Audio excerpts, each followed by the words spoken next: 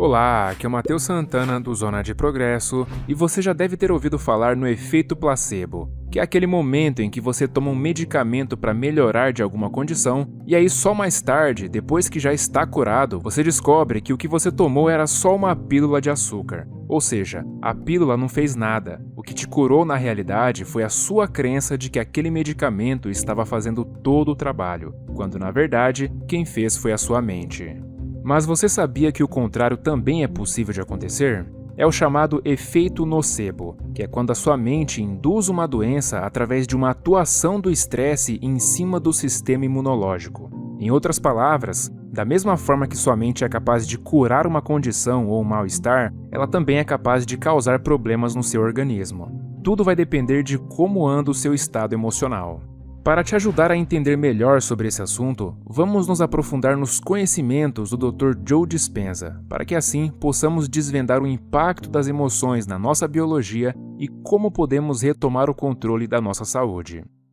Nas palavras dele, o estresse pode ser definido como um estado de tensão mental ou emocional que é causado por circunstâncias adversas ou muito exigentes. Ele geralmente ocorre quando percebemos que não temos controle de uma situação, como, por exemplo, quando não conseguimos prever um resultado, quando percebemos algum tipo de ameaça ou quando temos uma sensação de que alguma coisa ruim vai acontecer. Você até pode não conseguir controlar tudo o que acontece ao seu redor, mas você pode aprender a controlar seu mundo interno de pensamentos e sentimentos. Portanto, a partir de agora, você vai passar a saber como identificar diferentes tipos de estresse, seus efeitos a longo prazo e como ele pode inclusive gerar doenças em seu corpo. Basicamente, existem 3 tipos de estresse: o físico, o químico e o emocional. O estresse físico inclui traumas, acidentes, lesões e quedas, enquanto o estresse químico envolve gripes, bactérias, vírus, níveis de açúcar no sangue, toxinas e alimentos.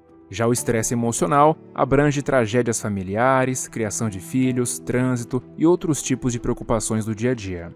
Pela própria definição de estresse, nós sabemos que ele é o resultado de um desequilíbrio gerado no seu corpo e no seu cérebro, e isso ocorre independente se ele é físico, químico ou emocional.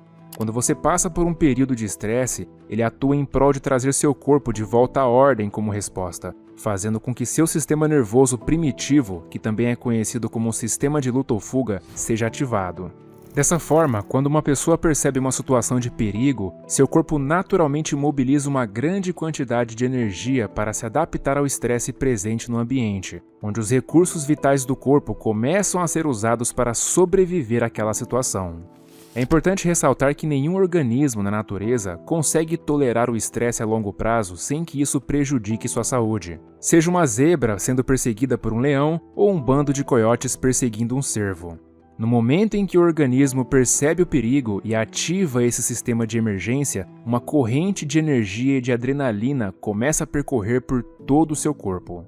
As substâncias químicas geradas nessa reação emocional alteram o que chamamos de homeostase normal, que se trata da nossa capacidade de manter nossas condições internas em equilíbrio.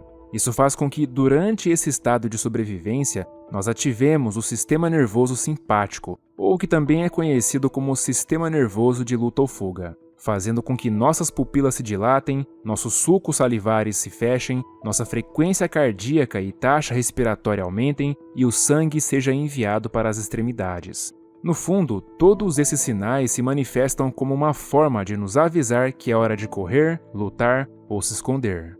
Voltando ao nosso exemplo, se a zebra ou o cervo conseguirem escapar do seu predador, em mais ou menos 30 minutos a resposta ao estresse vai começar a se desligar e o corpo voltará ao equilíbrio. Isso porque depois da resposta ao estresse, o organismo precisa descansar e se reparar para que o corpo possa voltar a conservar energia.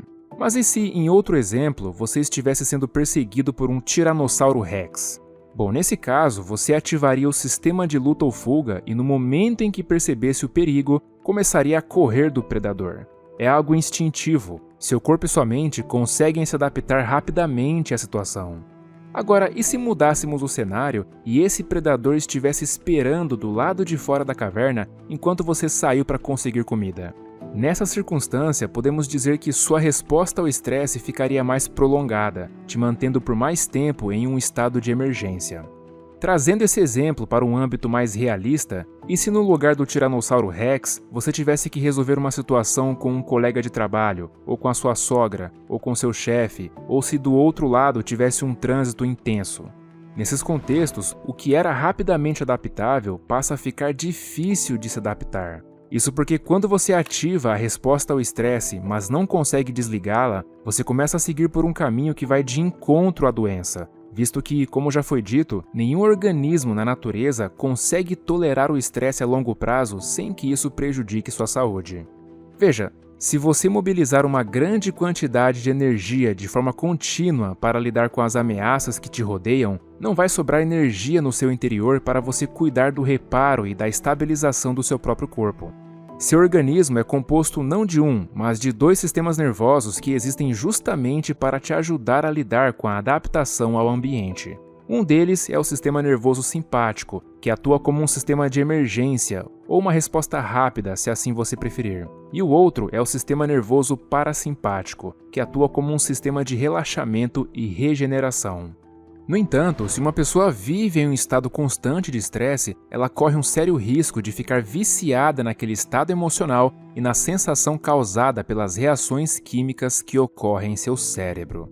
Isso pode fazer com que ao longo do tempo ela se torne uma pessoa totalmente dependente de tudo que faz mal em sua vida. Por exemplo, ela pode passar a acreditar que precisa daquele trabalho ruim, do relacionamento tóxico, que precisa lidar com situações difíceis o tempo todo, apenas para continuar recebendo uma onda de adrenalina e de energia. E como consequência, ela acaba se viciando em uma vida que no fundo não tem a mínima satisfação. Agora, olha só que interessante.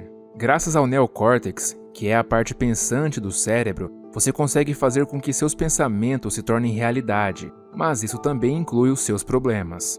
O simples ato de pensar nos seus problemas já é capaz de ativar uma resposta ao estresse.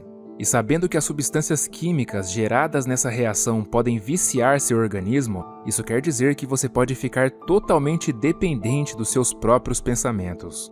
Mas aí vem a questão: isso é bom ou ruim? Bem, depende do seu ponto de vista e de que modo você está vivendo. O ponto é que os seus pensamentos podem literalmente te adoecer. Além disso, hoje nós temos muitas doenças ao redor do mundo que nascem através da supressão do sistema imunológico. Dentre elas estão doenças como câncer, esclerose múltipla, lúpus, artrite reumatoide, alergias alimentares e sensibilidades alimentares, pois todas elas são causadas devido a um comprometimento no sistema imunológico. Então agora eu te faço a pergunta de $1 milhão. Se os seus pensamentos podem te fazer adoecer, será que eles também podem te fazer saudável? Bom, fizemos um estudo com 117 pessoas a fim de medir os seus níveis de cortisol, que é o hormônio do estresse, e outra substância chamada imunoglobina A, que é a principal defesa do seu corpo contra bactérias e vírus. À medida que os níveis de cortisol aumentam e você mobiliza grandes quantidades de energia para lidar com ameaças presentes ao seu redor, o sistema imunológico se desregula e fica comprometido, já que toda a energia está focada em enfrentar essa ameaça. Logo, os níveis de IgA diminuem.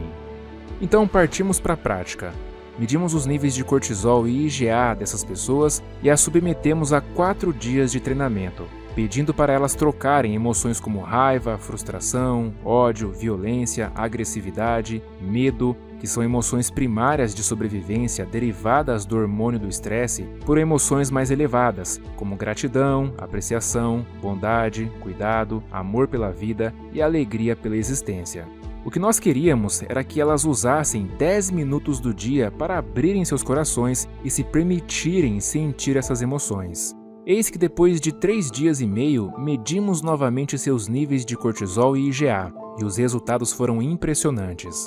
Enquanto os níveis de IgA aumentaram coletivamente em 50%, os níveis de cortisol caíram cerca de 16,25%, ou seja, os hormônios do estresse diminuíram e seus sistemas imunológicos foram fortalecidos. Com isso, esse estudo comprovou que quando você começa a mudar a maneira como você age, como você pensa, como você sente e começa a abrir seu coração para sentir essas emoções elevadas, essas mesmas emoções começarão a restaurar e reparar o sistema imunológico. Agora, existem 3 coisas que roubam sua atenção quando você vive cronicamente sob os efeitos dos hormônios do estresse.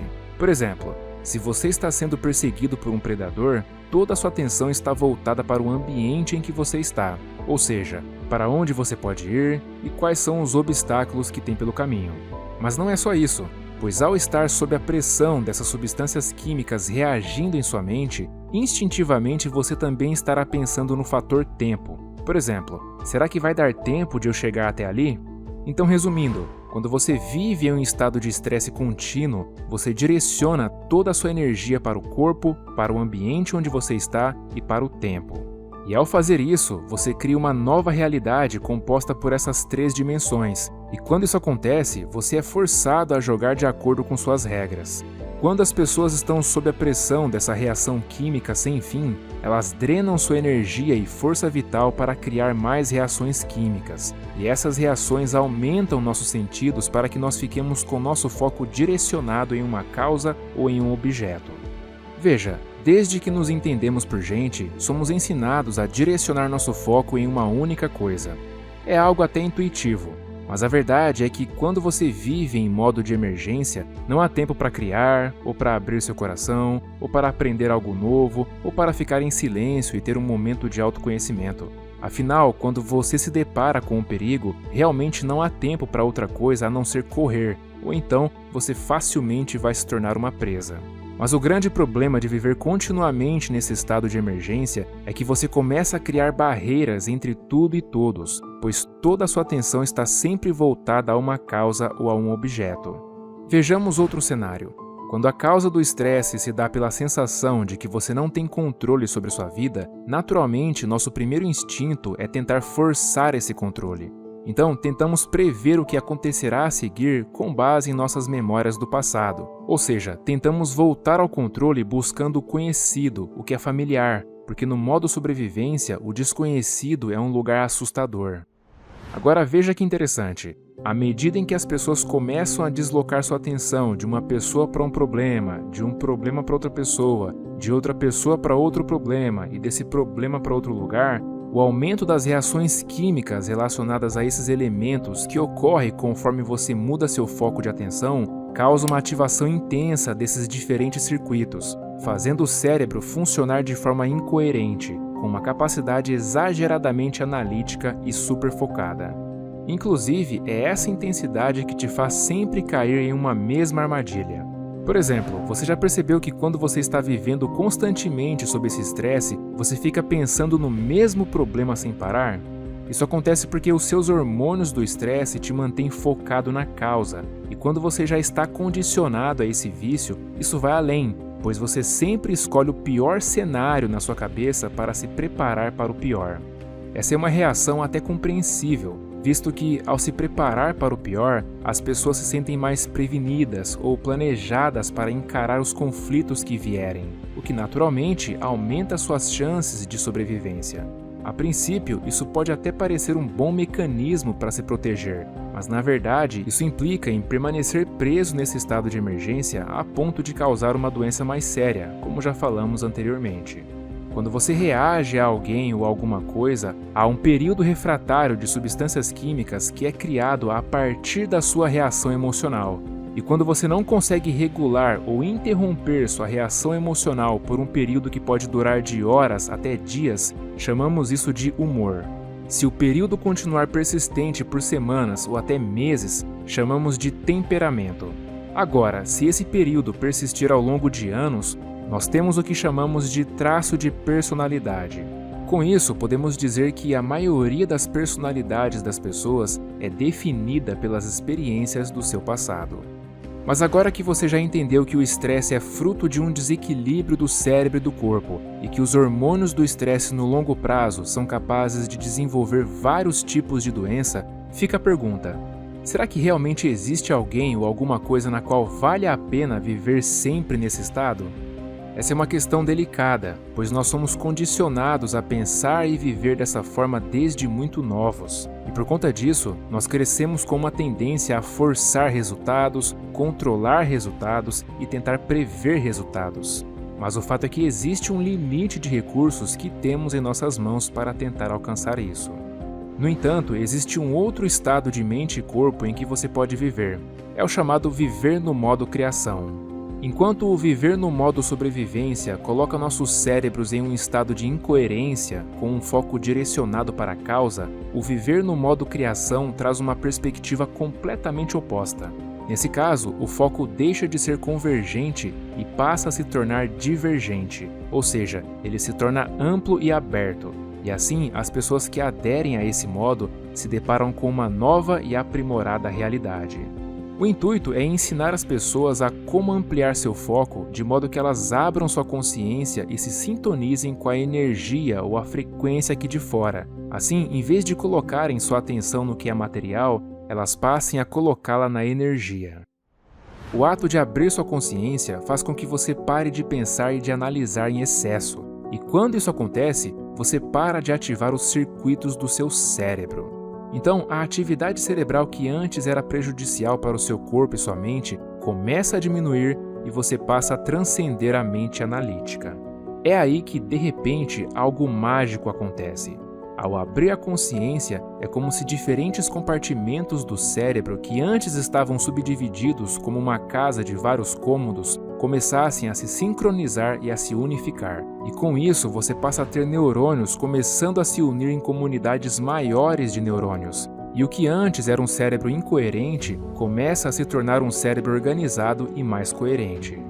Para dar um bom exemplo de como a vida no modo criação pode ser um ótimo processo de cura em relação à vida no modo sobrevivência, eu posso citar um caso bastante interessante. Uma pessoa que vivia em um estresse crônico acabou desenvolvendo um problema na tireoide chamado de doença de Graves. Essa pessoa então relatou o seguinte: eu criei essa condição e hoje eu entendo que gerenciei mal meus pensamentos, meus sentimentos e minhas reações emocionais. Criei essa condição forçando meus genes a focarem em coisas que não me agregavam. Por conta disso, dentro de alguns anos, perdi meu casamento e meu negócio. Mas eu preciso contar uma nova história. Preciso começar a acreditar mais no meu futuro do que tenho acreditado no meu passado. Eis que então, conforme essa pessoa começou a superar os hormônios do estresse e ensinou seu cérebro a manter uma coerência, a resposta foi que o seu corpo voltou ao equilíbrio e os sintomas da doença desapareceram. Por conta disso, ela foi capaz de realinhar seu cérebro e corpo de volta à homeostase. De certa forma, ela conseguiu se curar, porque seu sistema nervoso autônomo voltou a fazer seu trabalho, que é criar ordem e equilíbrio. Então, resumindo tudo que vimos até aqui, viver no modo sobrevivência implica em viver constantemente em um estado animal, onde o estresse, a contração corporal e o catabolismo nos dominam. Isso leva a doenças, desequilíbrios e a emoções primárias como medo, raiva e tristeza. Além disso, o ego se destaca, nossa atenção é direcionada e não conseguimos sair de um modo de emergência com um foco altamente limitado. E para piorar, nos sentimos sozinhos, pois determinamos o que é real através dos nossos sentidos e esperamos por mudanças externas para sentirmos o mínimo de alívio. Mas quando entramos no estado criativo, o corpo volta à homeostase e há uma expansão de energia e anabolismo.